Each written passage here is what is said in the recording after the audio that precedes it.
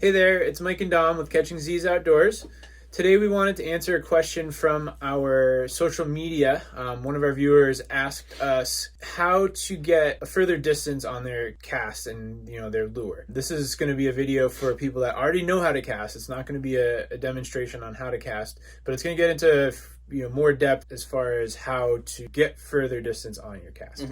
Yeah, and make sure that you guys follow our social media. Follow us on Instagram, like our page on Facebook.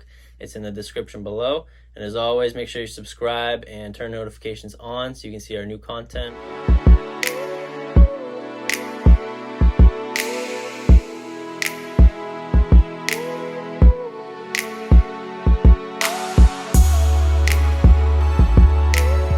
So in this video, we're going to be going over some of the methods and techniques that we use to get a little extra distance on our cast. We'll be starting out by taking you through what we use, what we suggest for equipment, including the reel, the rod, lure, and leader as well. And then we'll get into some of the techniques that we use to get a little bit extra on your cast. So to start it off, we'll get into the reels. This will be totally dependent on how you're fishing, what you're fishing for, the size fish that you're catching, things like that. The fishing industry, a couple years ago now, have started marketing reels specifically for surf casters and specifically for getting longer distances.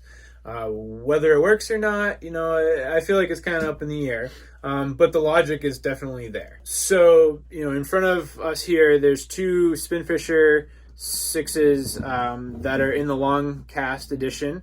And then, there's another, Dom's got the Spinfisher 5 that's a normal cast. And if you see, really the only difference is the height of the spool, the thickness of the spool. So the long cast is a longer, wider spool. And then the Spinfisher 5, the normal one, has a narrower spool. In theory, this is what you're going to have happen is the line is going to oscillate a lot slower. It's going to be going up and down a lot slower. So it's going to lay the line a little bit smoother than a narrower spool. Again, see how slow it kind of goes up and down, and then watch Dom's how his goes up a lot quicker. So the line lay is important. The more parallel to the top and bottom of the spool you can get, the less your line is crossing each other, and it's going to make it more aerodynamic to get off of the spool. Right. And this isn't a deal breaker, guys. If you have, the regular Spinfisher, don't go out there and buy the long casting version. If you're in the market, yeah, you might as well get the long caster. That's what I did because I use it in the canal a lot. But I also use it in the boat. It's multifunction, but it's not a deal breaker. So don't go out and, say, oh, I just got a regular reel. I need to get a long casting one. No, that's not worth it. But there are some other things to our equipment that we do really suggest that you do switch it up if you aren't using this. For instance, the first will be a braid line. Thinner the line, the longer cast you're going to get out of it because you're going to have less friction and less drag in the air. And braid is significantly thinner than mono. It's not even for the close. Same pound test. Yeah, exactly. And it's much stronger with being thinner, so it's a double win. If you're not using the braid, you really should switch it up to the braid. And even within the braids, you can get into different, different types. Right. What we use is the Power Pro V2 Super Slick, which is supposed to have, I believe it's 8 strands versus the typical, I believe, 4.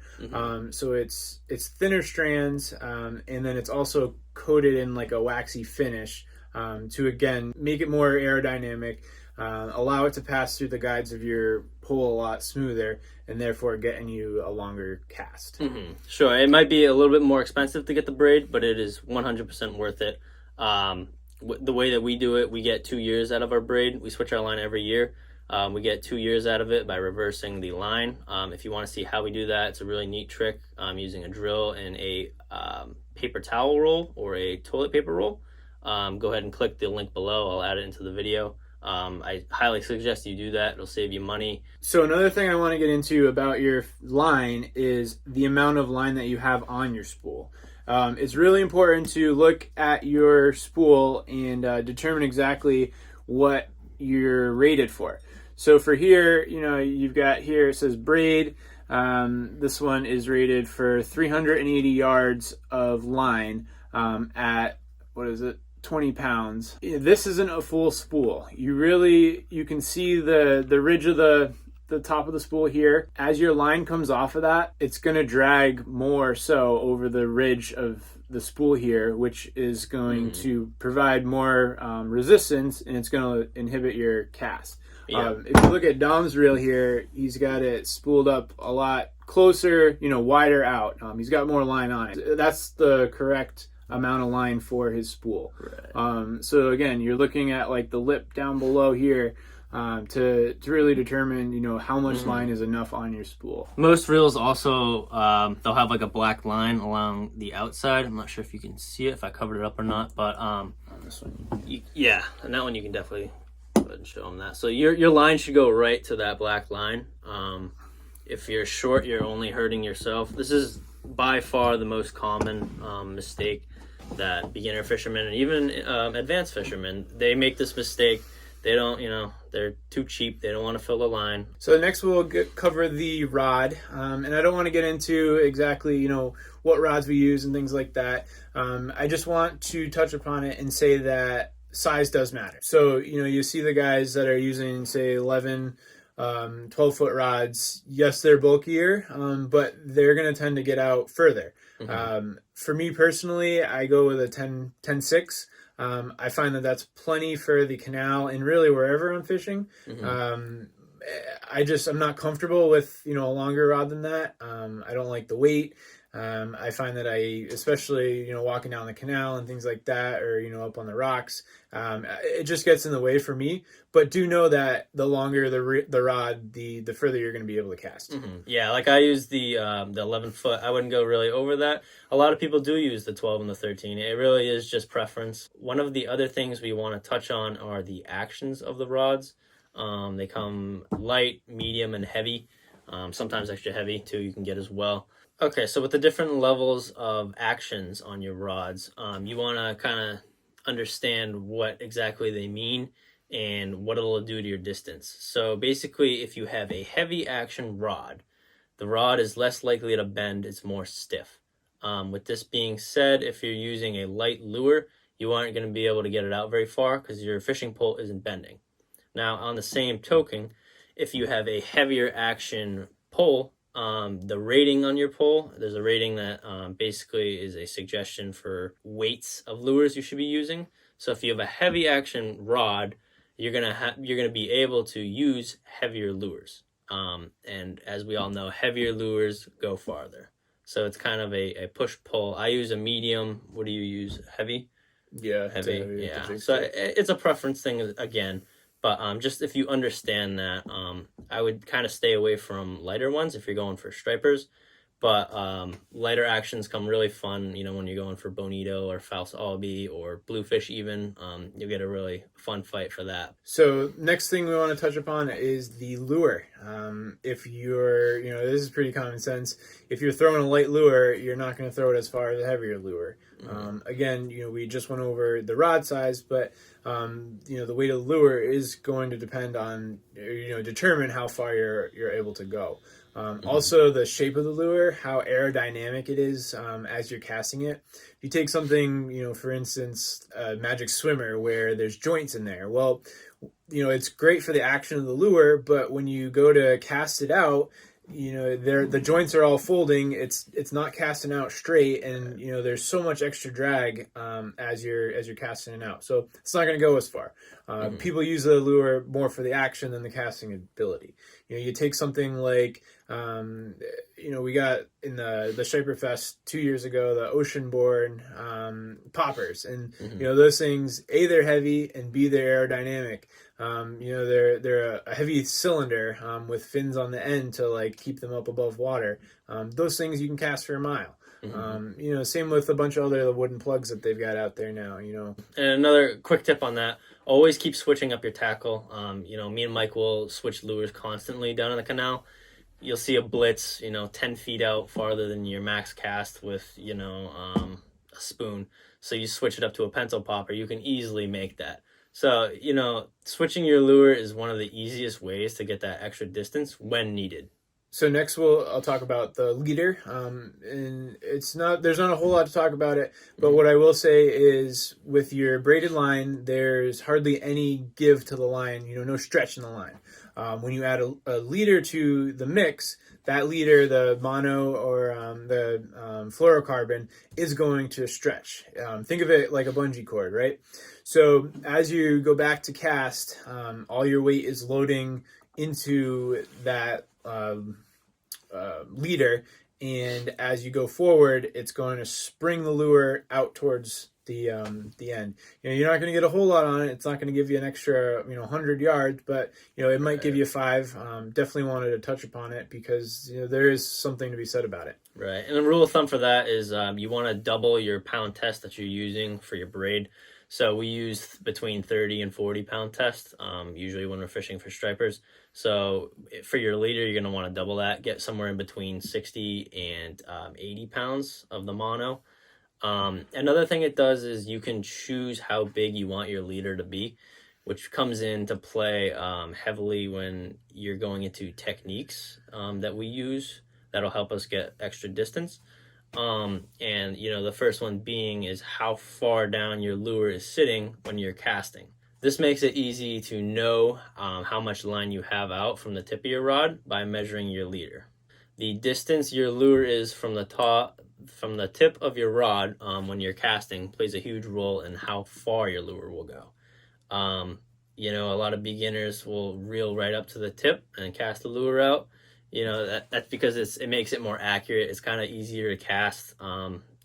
So if you have the lure out 5 feet from the tip, say that, then you're getting 5 feet more on your arc when you cast, and you're getting that much more momentum that'll propel the lure farther. So one thing to work on is, build it up over time, let out some more line as you go. And, try to get as much line out as you can when you're casting. Don't go crazy with it. Don't let out like 12 feet of line because you're just going to end up catching trees and, other people. So be careful with it. But you do want to be able to let it out about, 5 or 6 feet if you can, if you're skilled enough for that. But just build up over time. It'll come. So another tip to getting further distance is wrapping your casting finger with something to protect it. With the very thin line that you're using to get your further distance, in say a wet finger, it's a disaster for slicing your finger right open with the line, especially when you're really trying to put some power into the the lure to cast it out there. You're putting a lot of stress on that finger. So before Dom and I even get out of the car, usually we'll have a piece of tape, athletic tape around our finger, wrap around just a couple times, just to protect that finger. They make aftermarket finger guards too. I haven't tried them. Maybe I will try one this year, just to see how it works. But yeah, you totally want to protect that finger because again, you're putting a lot of stress on that pad. And let's face it, the minute you get cut, you're not gonna, your day's over. You're not gonna put the line in the same spot, and your cast is gonna go out the window. Yeah, it's not fun. Fishing does not become fun after that. You're hurting yourself every single time you put her on there. It's not a good feeling. Just wrap it up. All right, so we came out here on the beach. I kind of wanted to show you guys some of the things that we've been talking about so you can actually see it done. First, we're going to start off with the stance. You always want to start with your feet about, shoulders lengths about. You want your front foot to be pointing exactly where you want your cast to go. That'll help with your aiming. So I'm going to cast it, straight out right now just for demonstration purposes. And then for your back foot, it's kind of, however you want it. I like to keep it kind of parallel with the ground or perpendicular to my front foot. It helps with the balance for sure. And so now when you're holding the rod, what I do is I always have my left hand on the butt of the rod. You want it as low as you can possibly get. And then my other hand, I just keep it right about where my reel is. So one of the other major things is how far back you're going on your back cast. A lot of people, start right here and just kind of whip it forward. What you want to do is you want to get as far back as you possibly can so that like your pole is almost parallel and your lure is basically touching the sand. That'll maximize the circular motion you're getting when you cast. So I have a 3-foot leader on there, and then I added an extra few feet. So I've probably got 6 feet of line out. Once again, you know, as I said earlier, you'll get more momentum going forward and the lure will propel farther. So we'll go ahead and give it a try here. So you want to go all the way back, and as you're going forward, you just want to twist your back a little bit for that little extra momentum.